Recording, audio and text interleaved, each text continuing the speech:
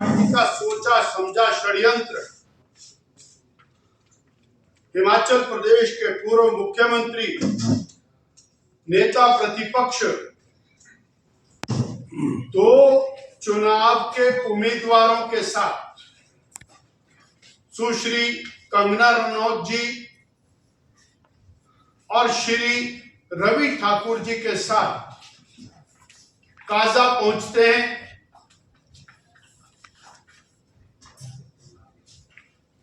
पूर्व में सूचना दे दी गई एसडीएम को, डीसी को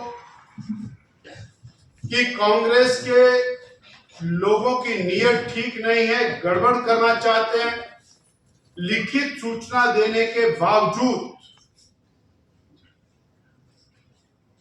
कांग्रेस के लोगों को वहां पर सभा करने की इजाजत दी जो भारतीय जनता पार्टी के लिए इजाजत दिया गया स्थान था, उसके बिल्कुल एडजॉइनिंग। और मैं आरोप लगा रहा हूं जिलाधीश महोदय, एडीसी और एसडीएम, इन अधिकारियों ने कांग्रेस पार्टी के साथ मिलकर उस स्थान की परमिशन दी जहां पर नेता प्रतिपक्ष जनसभा करने जा रहे थे और परिणाम भी उसी प्रकार का हुआ। सोची समझी रणनीति के तहत जनसभा खत्म होते ही कांग्रेस के लोग जनसभा की तरफ बढ़े,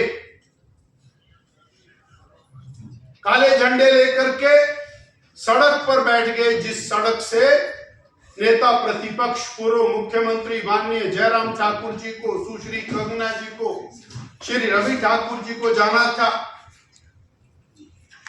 और इसमें परमिशन देते समय प्रशासन ने, सरकार ने यह जानने का प्रयास नहीं किया कि वहां पर किनकी कांग्रेस का कौन सा नेता आ रहा है। कोई नेता कांग्रेस का वहां पर नहीं आया और केवल योजना पूर्वक षड्यंत्र के तहत नेता प्रतिपक्ष की गाड़ियों के ऊपर हमला किया गया। कंगना रनौत के ऊपर हमला किया गया, रवि ठाकुर पर हमला किया गया।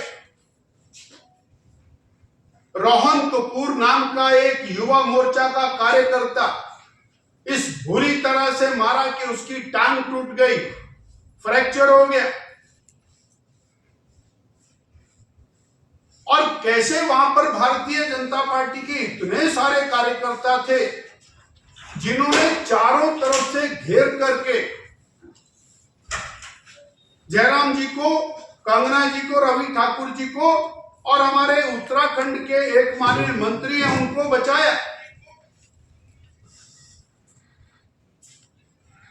कांग्रेस का और सरकार का बस चलता तो ये वहीं पर इनको, हमारे नेताओं को ढेर कर देते। माननीय पूर्व मुख्यमंत्री के साथ इस प्रकार का व्यवहार चुनाव के अंदर हो रहा है। चुनाव आयोग की भूमिका के ऊपर सवाल है। चुनाव आयोग लगातार सरकार को प्रोटेक्शन दे रहा है, यह भी मैं आरोप लगा रहा हूं। Free and fair election Himachal Pradesh के अंदर किसी भी रूप में दिखाई नहीं देता है। फर्स्ट इंफॉर्मेशन रिपोर्ट एफआईआर वो वहां पर दर्ज कराई गई है, परंतु किसी प्रकार की कार्रवाई की उम्मीद नहीं है। रवि ठाकुर जी भारतीय जनता पार्टी के उम्मीदवार हैं। मुख्यमंत्री जी और कांग्रेस को इस बात की तकलीफ है कि वो कांग्रेस छोड़ के भाजपा में आए। जब वो कांग्रेस पार्टी में थे तो उनका मकान जहां बना हुआ है वो ठीक था। जब वो बीजेपी में आ गए तो वो मकान जहां बना वो खराब हो गया। वहां पर डोजर चल रहा है। उनकी चार दीवारी पहले तोड़ी और पिछले कल यानी माहौल डराने का बनाने के लिए, जनता को, वोटर्स को डराने के लिए कल फिर सारा दिन उनकी प्रॉपर्टी पर डोजर चलाया गया। ये सोच रहे हैं कि हम डोजर वाले बाबा बन जाएंगे। वो जो डोजर वाला बाबा है वो गुंडों मवालियों के ऊपर डोजर चलाता है, पर मुख्यमंत्री जी आप चुने हुए प्रतिनिधियों पर डोजर चला करके सत्ता कंटिन्यू नहीं कर सकते हैं। वोटर्स को धमकाया जा रहा है और यह स्पष्ट संदेश देने का प्रयास है कि जो भारतीय जनता पार्टी को वोट देगा, उसके लिए वोट मांगेगा, उसकी टांगे तोड़ दी जाएंगी और तोड़ दी गई। इस प्रकार का गुंडा राज चल रहा है हिमाचल प्रदेश के अंदर।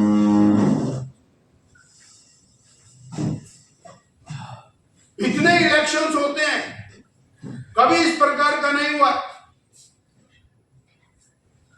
मीडिया के साथी शिमला में थे, रिच के ऊपर प्रेस कॉन्फ्रेंस रवि ठाकुर की थी, एनएसयूआई के लड़के और छलांगे मार मार करके ऊपर चढ़ करके वहां पर घुस गए। मार दिया होता वहां, और वो एनएसयूआई के लड़के 2 मिनट पहले मुख्यमंत्री जी के साथ वहीं रिच के ऊपर थे।